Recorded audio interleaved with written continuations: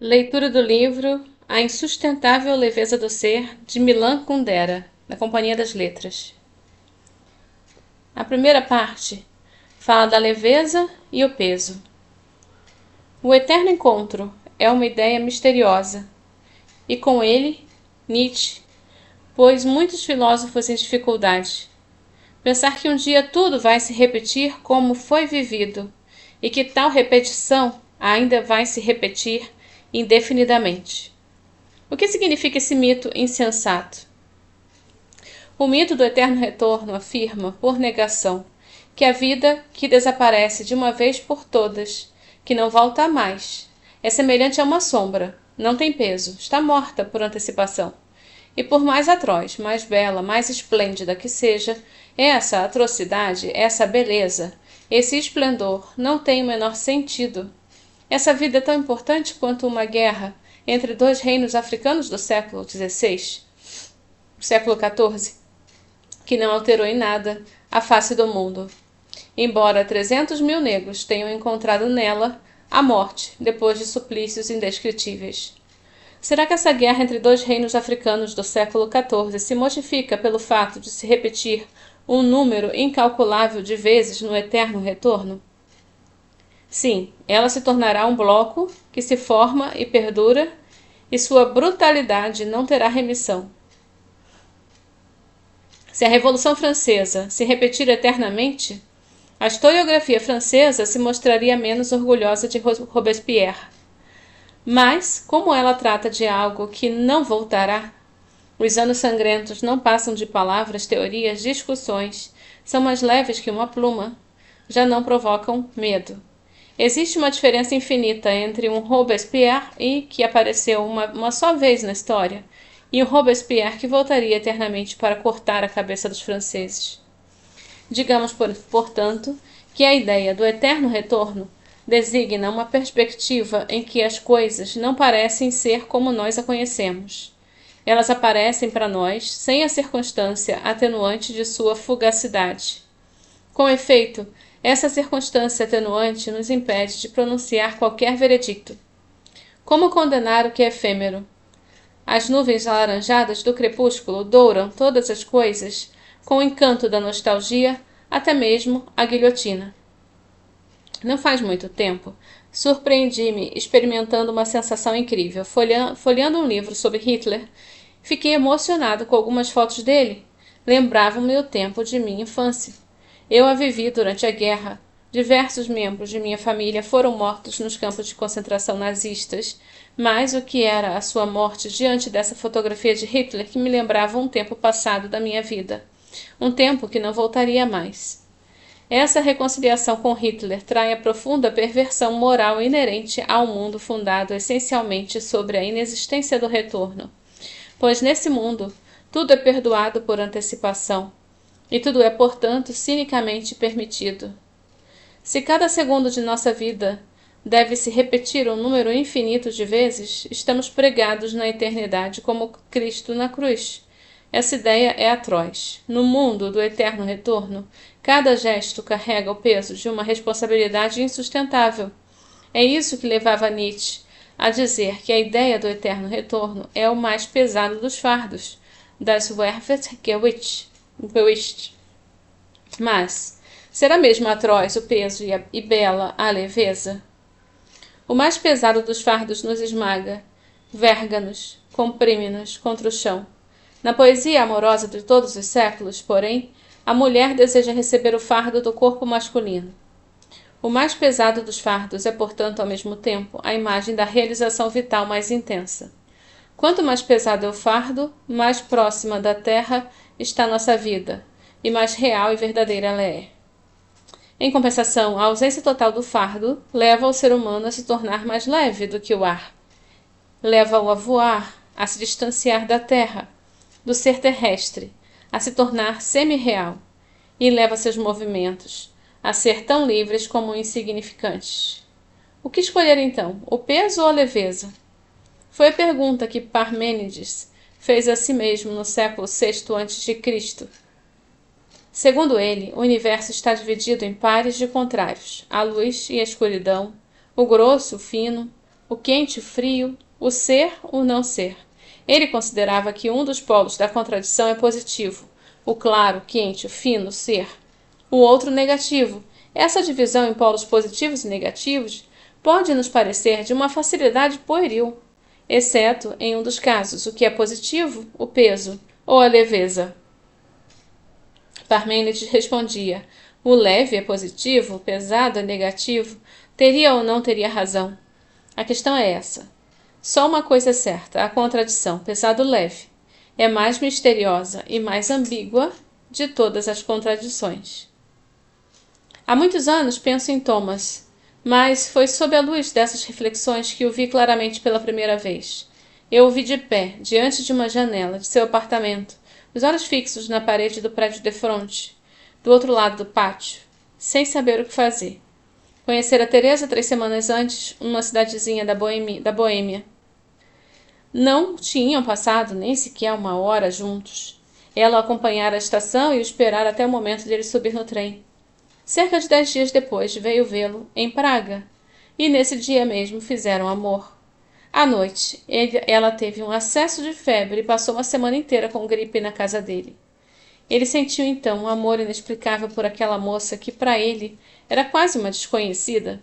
Tinha a impressão de que se tratava de uma criança que fora deixada numa cesta e abandonada nas águas de um rio, para que ele a recolhesse na margem da sua cama. Teresa ficou com ele uma semana. Depois, já curada, voltou para a cidade onde morava, a 200 quilômetros de Praga. É aí que se situa o momento a que me referia, em que vejo a chave da vida de Thomas. Está de pé à janela, os olhos fixos na parede do prédio de fronte, do outro lado do pátio, refletindo. Devia propor que ela viesse se instalar em Praga? Essa responsabilidade o assustava. Se a convidasse agora, ela viria para junto dele e lhe ofereceria toda a sua vida. Ou seria melhor desistir? Nesse caso, Teresa continuaria como garçonete num restaurante de uma cidadezinha no interior, e ele não a veria nunca mais. Queria que ela ficasse, sim ou não? Fixa do outro lado do pátio a parede de fronte e procura uma resposta. Volta, mais uma vez e sempre, a imagem daquela mulher deitada no divã. Ela não lhe lembrava ninguém de sua vida de outros tempos. Não era nem amante nem esposa. Era uma criança que ele retirara de uma cesta e que a depositara na margem de sua cama. Ela havia adormecido, ele se ajoelhara ao seu lado, sua respiração febril se acelerava e ele ouviu um leve gemido. Encostou o rosto no dela e sussurrou palavras reconfortantes enquanto ela dormia. Alguns instantes depois, sua respiração se acalmou e seu rosto se levantou maquinalmente em direção ao dele. Sentiu nos lábios o cheiro, um pouco acre da febre, e o aspirou como se quisesse se impregnar da intimidade do corpo dela. Imaginou então que fazia muitos anos que ela estava na sua casa e que morria, e de repente pareceu-lhe evidente que não sobreviveria à morte dela. Deitou-se ao seu lado para morrer com ela, movido por essa visão. Enfiou o rosto no travesseiro, junto ao dela, e assim ficou por muito tempo. Agora, Thomas está de pé à janela e relembra esse instante, o que se revelava assim, se não amor. Mas seria amor? Estava convencido de que queria morrer ao lado dela, e esse sentimento era claramente exagerado. Ele a estava vendo, então, apenas pela segunda vez? Não seria mais uma reação histérica de um homem que, compreendendo em seu foro íntimo a inaptidão para o amor, começa a representar para si própria a comédia do amor? Ao mesmo tempo, seu subconsciente era tão covarde que ele escolhera para sua comédia essa modesta garçonete do interior que praticamente não tinha chance de entrar na vida dele. Olhava os muros sujos do pátio e compreendia que não sabia se era histeria ou amor. E nessa situação, em que um verdadeiro homem saberia agir imediatamente, ele se reclinava por hesitar e assim negar ao instante mais belo da sua vida. Está de joelhos à cabeceira da moça, convencido de não poder sobreviver à morte dela. Qualquer significação, torturava-se com recriminações, mas terminou por se persuadir de que, no fundo, era normal, que não soubesse o que queria. Nunca se pode saber o que se deve querer, pois só se tem uma vida e não se pode nem compará-la com as vidas anteriores, nem corrigi-la nas vidas posteriores. Seria melhor ficar com Teresa ou continuar sozinho? Não existe meio de verificar qual é a decisão acertada, pois não existe termo de comparação. Tudo é vivido pela primeira vez e sem preparação. Como se um ator entrasse em cena sem nunca ter ensaiado. Mas o que pode valer a vida se o primeiro ensaio da vida já é a própria vida? É isso que leva a vida a parecer sempre um esboço. No entanto, mesmo esboço não é a palavra certa, pois um esboço é sempre um projeto de alguma coisa, a preparação de um quadro, ao passo que o esboço, que é a nossa vida, não é um esboço de nada, é um esboço sem quadro. Thomas repete para si mesmo o provérbio alemão: Einmal ist keinmal. Uma vez não conta, uma vez é nunca. Poder viver apenas uma vida é como não viver nunca. Mas um dia, numa pausa entre duas cirurgias, uma enfermeira o avisou de que chamavam por telefone. Escutou a voz de Teresa no aparelho. Estava telefonando da estação. Ele ficou contente. Infelizmente tinha um compromisso naquela noite e só a convidou para ir na casa dele no dia seguinte. Depois de desligar, lamentou não ter lhe dito que viesse logo. Ainda havia tempo de desmarcar o compromisso. Tentava imaginar o que Teresa faria em Praga durante aquelas longas 36 horas que faltavam para o encontro deles, e teve vontade de pegar o carro e sair à sua procura pelas ruas da cidade. Ela chegou na noite do dia seguinte. Usava uma bolsa tiracolo com uma alça comprida. Ele a achou mais elegante do que da última vez. Trazia um livro grosso na mão, Ana Karenina, de Tolstói. Tinha maneiras joviais, até mesmo um pouco ruidosas, e se esforçava para lhe mostrar que estava passando inteiramente por acaso, graças a uma circunstância especial. Fora a Praga por motivos profissionais, talvez. Suas palavras eram muito vagas. Em busca de um novo emprego. Em seguida, viram-se deitados lado a lado num divã, nus e exaustos. Já era noite. Ele perguntou onde ela estava hospedada, ofereceu-se para levá-la de carro, e ela respondeu embaraçada que iria procurar um hotel e que tinha deixado a mala no guarda-volumes da estação. Na véspera, ele temera que ela lhe oferecesse toda a vida se a convidasse para vir para a casa dele em Praga. Agora, ao ouvi-la contar que sua mala estava no guarda-volumes da estação, disse consigo mesmo que ela havia posto a vida naquela mala e a guardara na estação, antes de oferecê-la a ele. Entrou com ela no carro, estacionou diante do prédio, foi à estação e retirou a mala.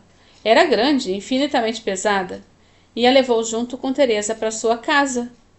Como é que ele se decidira tão depressa, quando tinha hesitado durante quase 15 dias, sem lhe mandar nem mesmo um cartão postal? Ele próprio estava surpreso. Agia contra seus princípios. 10 anos antes, quando se divorciara da primeira mulher, viveu o divórcio numa atmosfera de alegria. Como outros comemoram o casamento. Ele comemorou a separação. Compreendeu então que não nascera para viver ao lado de uma mulher, fosse quem fosse, e que só poderia ser um celibatário. Esforçava-se, portanto, cuidadosamente, para organizar seu sistema de vida de maneira tal que nenhuma mulher jamais viesse se instalar com uma mala na casa dele. Por isso só tinha um divã, ainda que o divã fosse largo. Ele dizia às companheiras que era incapaz de adormecer com alguém na mesma cama, e as levava sempre de volta para casa depois da meia-noite. Aliás, a primeira vez que Teresa ficou na casa dele com gripe, ele não dormiu com ela. Passou a primeira noite numa poltrona grande, e nas outras noites foi para o hospital. Ali, em seu consultório, havia uma espreguiçadeira que utilizava dos plantões noturnos. No entanto, dessa vez ele adormeceu ao lado dela, e de manhã, ao acordar, percebeu que Teresa ainda dormia, segurava sua mão. Teriam ficado de mãos dadas a noite inteira? Era difícil de acreditar. Ela respirava profundamente enquanto dormia.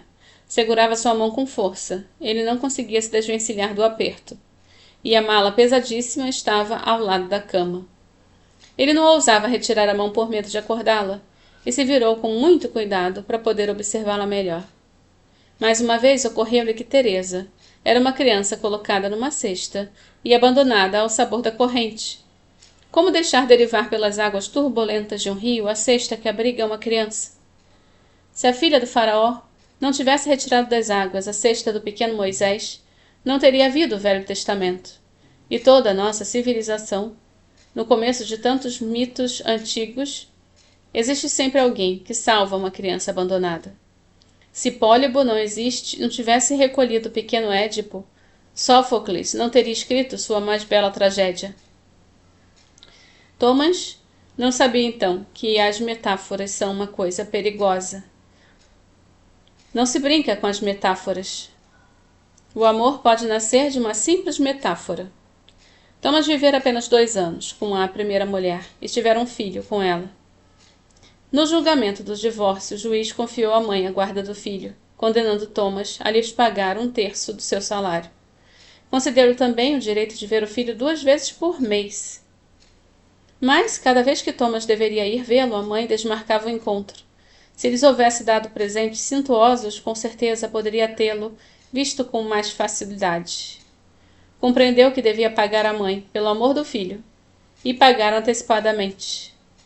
Ele se imaginava mais tarde querendo inculcar na cabeça do filho suas ideias, as quais eram diametralmente opostas às da sua mãe. Só de pensar nisso já se sentia cansado. Um domingo em que a mãe mais uma vez o impediu, no último minuto, de sair com o filho, ele decidiu que nunca mais o veria. Afinal, por que se prenderia a essa criança mais do que a qualquer outra? Não estavam ligados por nada, a não ser por uma noite imprudente. Depositaria escrupulosamente o dinheiro, mas que não viessem exigir dele que, em nome dos vagos sentimentos paternos, brigasse por seus direitos de pai. É óbvio que ninguém estava preparado para aceitar semelhante raciocínio. Os próprios pais de Thomas o reprovavam e declararam que, se ele se recusara a se interessar por seu próprio filho, eles também parariam de se interessar pelo deles. Continuavam assim, a manter com a rota nora as relações de uma cordialidade ostensiva, gabando-se aos amigos de sua atitude exemplar e de seu senso de justiça. Em poucos tempos conseguiu, portanto, se livrar de uma esposa, de um filho, de uma mãe e de um pai. Só lhe restava de herança o medo das mulheres. Ele as desejava, mas tinha medo delas. Entre o medo e o desejo era preciso encontrar um acordo. Era o que ele chamava de amizade erótica.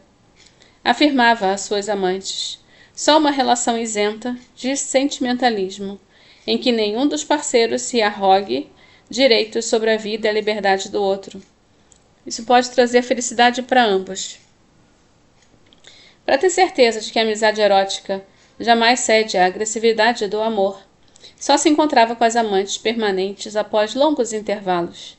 Achava esse método perfeito e o elogiava aos amigos.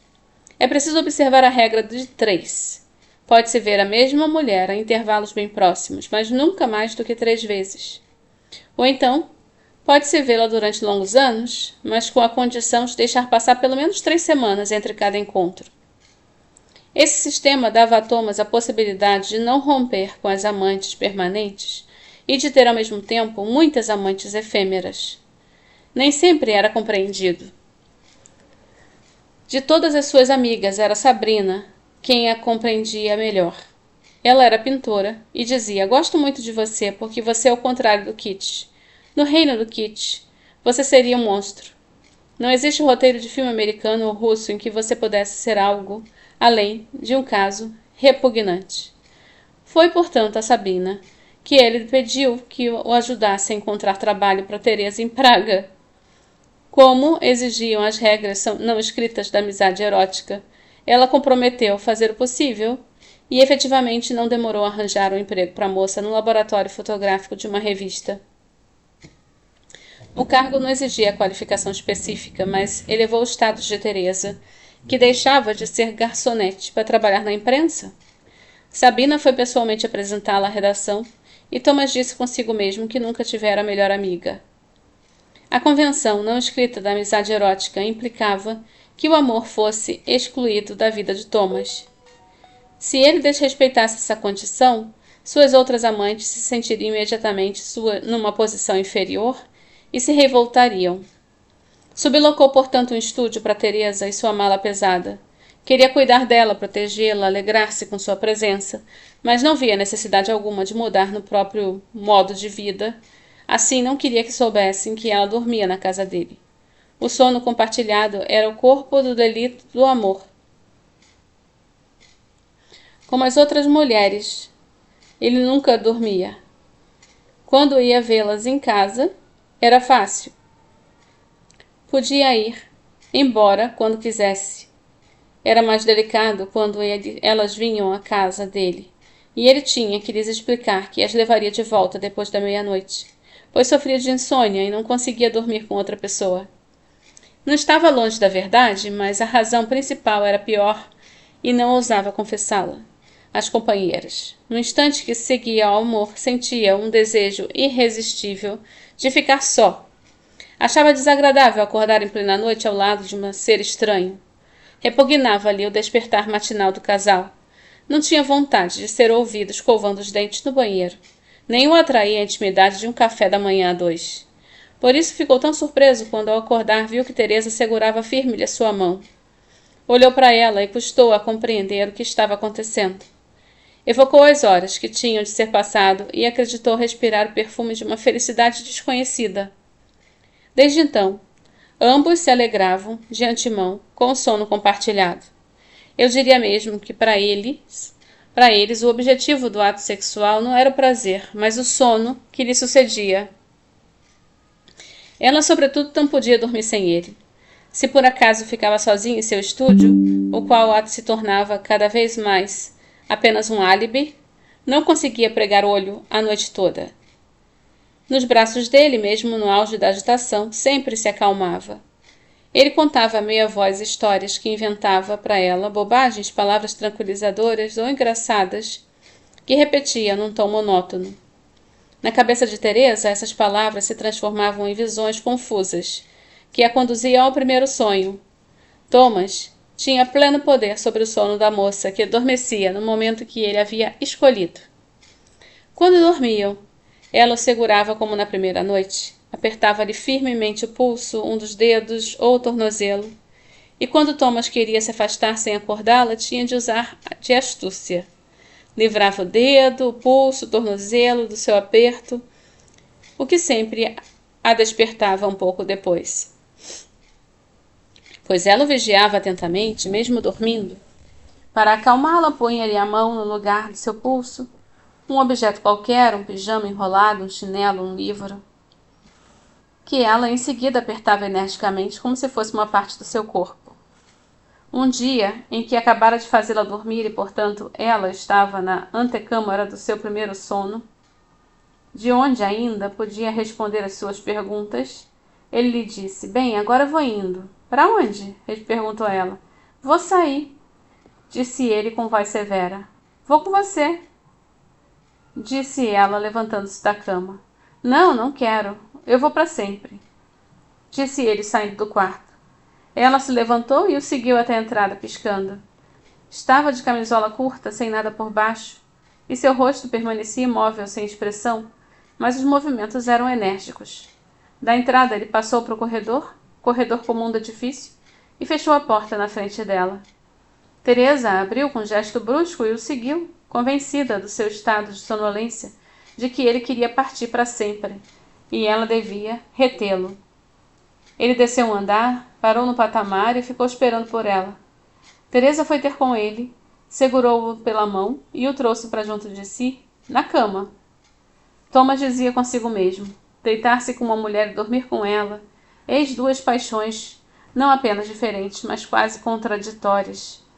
O amor não se manifesta pelo desejo de fazer amor.